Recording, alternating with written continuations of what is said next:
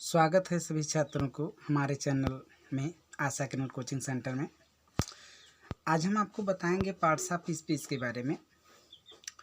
हमारे चैनल में कक्षा 6, 7, 8 के सभी छात्र पढ़ सकते हैं।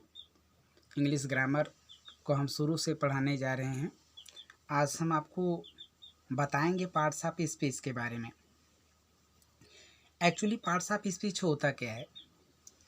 पार्ट्स ऑफ स्पीच का जो स्टडी होता है वो इंग्लिश ग्रामर में बहुत ही मायने रखता है। आप कहेंगे सर पार्ट्स ऑफ स्पीच का स्टडी क्यों ज़रूरी है? वास्तव में इंग्लिश ग्रामर में पार्ट्स ऑफ स्पीच का स्टडी बहुत ही ज़रूरी है। और सबसे पहले हम पढ़ेंगे कि पार्ट्स ऑफ स्पीच है क्या। हम देख रहे हैं यहाँ पर पार्ट्स ऑफ स्पीच। पार्ट्स का अर्थ होता है अंग और स्पीच का अर्थ होता है भाषा। यानी हम इसको अगर मिलाएंगे तो हो जाएगा भाषा के अंग। भाषा के अंग कहने का मतलब कि इस धरती पर चाहे जो भी जीव होते हैं उनकी अपनी भाषा होती है, अभिव्यक्त करने की एक प्रक्रिया होती है। तो पार्ट्स ऑफ स्पीच का जो स्टडी है इसके अंतर्गत हम क्या अध्ययन करते हैं? तो सबसे पहले एक ही पार्ट्स ऑफ स्पीच में हम जो है सेंटेंस का अध्ययन करते हैं। परंतु सेंटेंस जिसका अर्थ होता है वाक्य, सेंटेंस का स्टडी तो करते हैं, लेकिन सेंटेंस किन चीज़ों से बना है, यानी किन से बनता है सेंटेंस। सेंटेंस जो है हमारा जो है दो शब्दों, यहाँ सेंटेंस कहने का मतलब है यहाँ पर आपका पहला हो जाता है लेटर, दूसरा होता है वर्ड्स। पहले सेंटेंस किन से बनता है ये समझना है। सेंटेंस जो है सबसे प्रारंभ में आता है लेटर, जिसका अर्थ होता है अक्षर।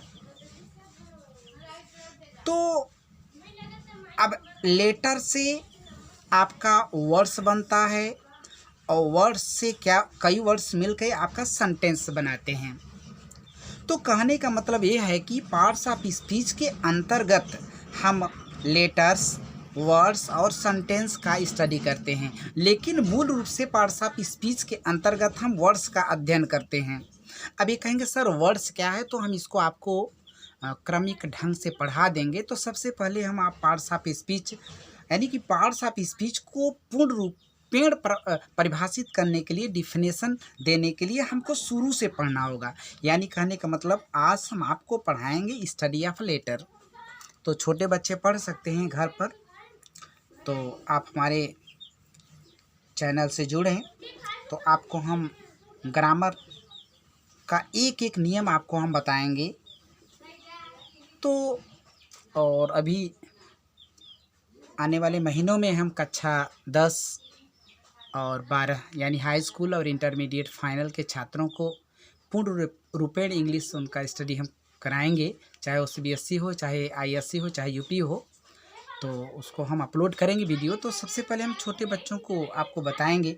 छोटे बच्चे क्या, सभी बच्चे पढ़ सकते हैं, तो ग्रामर सबके लिए तो मोस्ट होता है। तो आपको हम बताएंगे study of letter. Study of letter यानी अक्षर का अध्ययन। तो कहने का मतलब अक्षर क्या है, लेटर क्या है, what is letter, what is letter. तो क्या व्हाट इज लेटर यानी अक्षर क्या है, अक्षर किसे कहते हैं, लेटर किसे कहते हैं। तो सबसे पहले आपको समझाने के लिए हम ये कहेंगे कि लेटर क्या है, जिनका कोई निश्चित अर्थ नहीं होता, जिनका कोई निश्चित अर्थ नहीं होता। सबसे पहले आप समझिए, जिसका कोई निश्चित अर्थ नहीं होता उसे लेटर कहते हैं। लेटर यानी अक्षर कहते हैं अंग्रेजी में। जैसे हम आपको एग्जाम्पल में समझा रहे हैं, जैसे मान लीजिए कि यहाँ पर हम ABCDEFGHIJ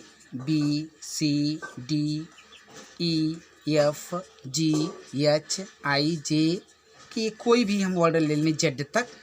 तो अगर पूछा जाए कि बी का अर्थ क्या होता है, बी माने क्या होता है, सी माने क्या होता है, डी माने क्या होता है, ई माने क्या होता है, तो हम वहाँ पर मौन हो जाते हैं। अगर हम आपसे कहते हैं, पूछते हैं कि बी माने क्या होता है, तो आप कहेंगे बी माने भाई मुझे तो पता नहीं बी माने क्या होता है।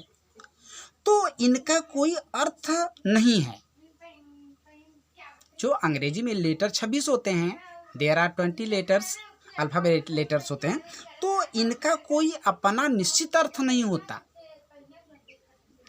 जिनका कोई अपना निश्चित अर्थ नहीं होता उन्हें लेटर कहते हैं। तो आप कहेंगे सर बी का तो अर्थ नहीं होता, लेकिन ए का तो होता है। ए का मतलब ए एक होता है, जैसे दिस इज अ बॉय। आप कहेंगे सर ए माने एक होता है, तो हाँ ये बात है। अगर उन लेटर का जिनका अर्थ होता है, ऐसे लेटर जिनका अर्थ भी होता है, अर्थ होता है, तो वो शब्द में होते हैं। जैसे ए, आप कहेंगे सर ए लेटर है, ए लेटर कैसे? आप कहते हैं कि लेटर का माने लेटर वही है, अक्षर वही है जिनका कोई अर्थ निश्चित ना हो। तो ए जो है, ए का अर्थ जो है, तो ए का अर्थ होता है, ए का अर्थ होता है, अर्थात यह आपका अक्षर भी है, यानी ये अक्षर में भी आता, मतलब कि सॉरी ये शब्द में भी आता है और अक्षर में भी आता है, दोनों। तो कुछ अंग्रेजी लेटर्स ऐसे होते हैं जिनका जो है अर्थ भी होता है, अगर अर्थ होता है तो उसको आप शब्द भी मान लीजिए और लेटर भी मान लीजिए। तो कहने का ऐसे अपवाद हो सकते हैं। तो कहने का मतलब ये होता है कि यहाँ पर जो हम पढ़ रहे हैं कि ABCDEFGH जो भी पढ़ रहे हैं जेड तक, तो ये लेटर है, HIJ जो भी है, ए से लेके जेड तक, A to Z ये लेटर हैं, क्योंकि इनका कोई अपना अर्थ नहीं होता। अगर उनका अर्थ होता है तो वर्ड में भी चले जाते हैं। तो आपको ध्यान देना है कि अगर कोई पूछता है कि लेटर किसे कहते हैं, तो आप बता दीजिए, अक्षर किसे कहते हैं तो बता दीजिए कि जिनका कोई निश्चित अर्थ नहीं होता, तो उन्हें लेटर कहते हैं। तो आगे हम आपको बताएंगे, लेटर के बाद आ जाता है आपका जो है, लेटर के बाद आता है वर्ड्स। तो वर्ड्स क्या है, अब आपको हम बता दे रहे हैं कि वर्ड्स क्या है। कि वर्ड्स जब कई अक्षर आपस में मिलते हैं, जब कई अक्षर लेटर्स, जैसे हम यहाँ पर आपको बता दे रहे हैं ABCDEFGHIJKLMNOPQRSTUVWXYZ, तो ये लेटर हैं, इनको हम लेटर कहेंगे, ये लेटर हैं जिनको आपको हमने अभी अभी बताया। लेकिन अब यहाँ पर हम नंबर 2 पर वर्ड्स आ रहा है, यानी शब्द। तो अगर कई लेटर्स आपस में मिलते हैं, कई लेटर्स आपस में मिलते हैं, तो वहाँ पर वर्ड्स हो जाते हैं। अब वर्ड्स किसे कहते हैं? जब कई अक्षर आपस में मिल जाएं और उनका एक निश्चित अर्थ स्पष्ट हो जाए। जैसे मान लीजिए BA और हम T लेते हैं, B+A+T यानी बैट। तो B का कोई निश्चित अर्थ नहीं, अक्षर लेटर है। A का कोई निश्चित अर्थ नहीं है, लेटर है, लेटर है। अब ये तीनों लेटर हैं, लेकिन तीनों को जब आपस में मिला देते हैं यानी बैट बन जाता है, तो ये आपका शब्द बन जाता है। इनका क्यों? क्योंकि इनका एक निश्चित अर्थ स्पष्ट हो जाता है। बैट मीन्स होता है बल्ला, जिसको हम जानते हैं। तो जैसे CAT कैट, GIRL जो भी हो, हम देख रहे हैं CAT में 3 अक्षर, GI गर्ल में 4 लेटर्स हैं। इसमें कहने का मतलब 4 लेटर्स मिलके एक शब्द बना है।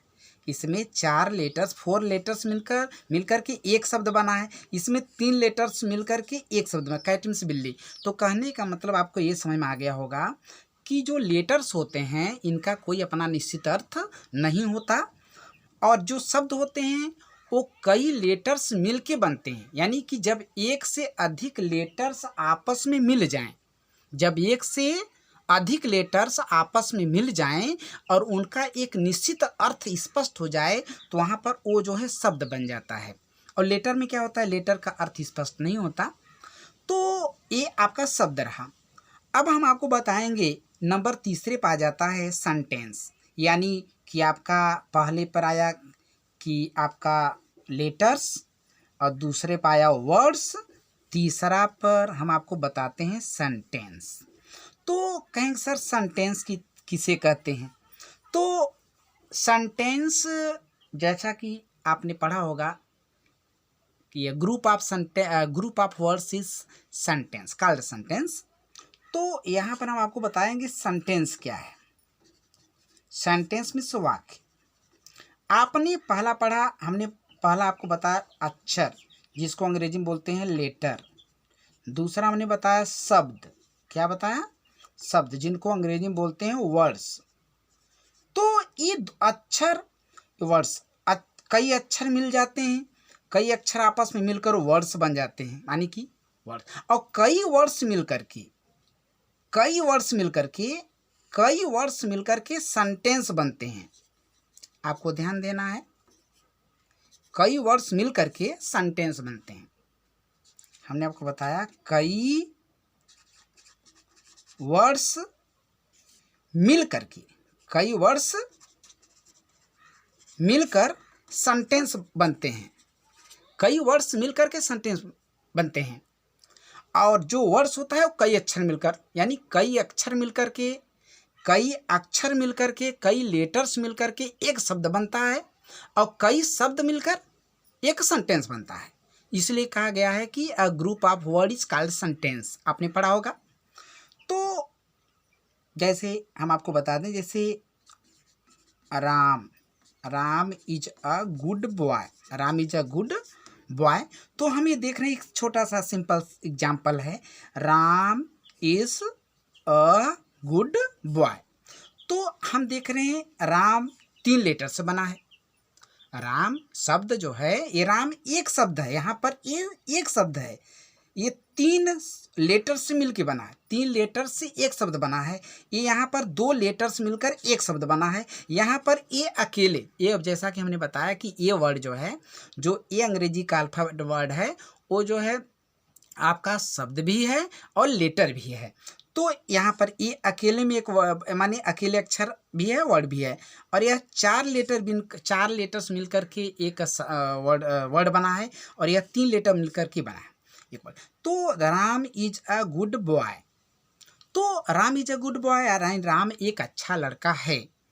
तो यहाँ पर हम देख रहे हैं कि 3 लेटर से मिलकर के एक शब्द बना है, यहाँ 2 लेटर्स मिलकर एक शब्द बना, या सिंगल है, या 4 वर्ड मिलकर बना है एक शब्द, ये 3। तो यहाँ पर देख रहे हैं कि यानी कितने वर्ड हुआ एक सेंटेंस में?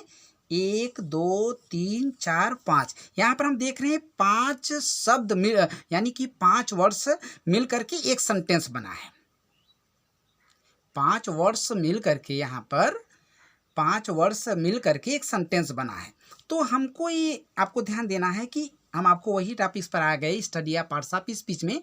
यानी पार्ट्स ऑफ स्पीच किसे कहते हैं, मतलब हम आपको बताना चाहते हैं पार्ट्स ऑफ स्पीच किसे कहते हैं। तो पार्ट्स ऑफ स्पीच आपका अगर सही पूछा जाए तो पार्ट्स ऑफ स्पीच जो है वो स्टडी करता है लेटर का, वर्ड्स का, सेंटेंस का। लेकिन मूल रूप से वो पार्ट्स ऑफ स्पीच जो है वर्ड्स का स्टडी करता है, वर्ड्स का। अब आपको हम बाद वाले वीडियो में कभी बताएंगे वर्ड्स का कैसे स्टडी करता है। लेकिन यहाँ पर आपको ये थोड़ा सा बताएंगे कि जो पार्ट्स ऑफ स्पीच है, पार्ट्स ऑफ स्पीच किसे कहते हैं। तो पार्ट्स ऑफ स्पीच एक्चुअली यह स्टडी करता है कि जो सेंटेंस में जो शब्द हैं वो यथावत सही स्थान पर रखे गए हैं कि नहीं। पार्ट्स ऑफ स्पीच ये स्टडी करता है शब्द का, ये शब्द का पार्ट्स ऑफ स्पीच ये शब्द का स्टडी करता है। और शब्द का स्टडी कैसे करता है कि शब्द वो नाउन है, प्रोनाउन है, वर्ब हैं, एडवर्ब हैं, यानी कि ये शब्द अपने सही स्थान पर रखे गए हैं कि नहीं। यहाँ पर सब्जेक्ट का स्थान सही है कि नहीं, हैं, सहायक क्रिया का स्थान सही है कि नहीं, जो भी शब्द हैं noun, pronoun, verb, adverb, adjective, preposition, conjunction, उनका सही स्थान दिया गया है कि नहीं। तो इसी का स्टडी हमारा पार्ट्स ऑफ स्पीच करता है। तो आपको मालूम हो गया होगा कि पार्ट्स ऑफ स्पीच में किसका स्टडी करता है, माने पार्ट्स ऑफ स्पीच में किसका स्टडी किया जाता है। तो ये आपको हम नेक्स्ट वीडियोज में बहुत अच्छे से बताएंगे। तो छोटे बच्चों को हम एक प्रेरित करेंगे को अपना मतलब कि मेरे चैनल को मतलब लाइक करें और सब्सक्राइब भी करें और पढ़ें भी। हम उनको शुरू से अच्छे से बताएंगे और उनको नेक्स्ट वीडियो में। और हाई स्कूल इंटर जो सीबीएसई या यूपी बोर्ड के हैं उनको भी जो है हम उनका चैप्टर हम शुरुआत शुरू से ही करेंगे। और अगले महीने में जुलाई से, यानी जुलाई से हम आपको मतलब अपलोड करेंगे वीडियो। सो वे घर पर अच्छे से ग्रामर भी और किताब भी पढ़ सकते हैं, जो भी होगा यथासंभव। तो अगर आप मेरी वीडियोस को पसंद करते हैं तो आप लाइक्स करें और सब्सक्राइब करें। और हम पूरा कोशिश करेंगे आपको समझाने के लिए। तो इसी के साथ आपसे मिलेंगे नेक्स्ट वीडियोज़ में। तब के लिए गुड बाय।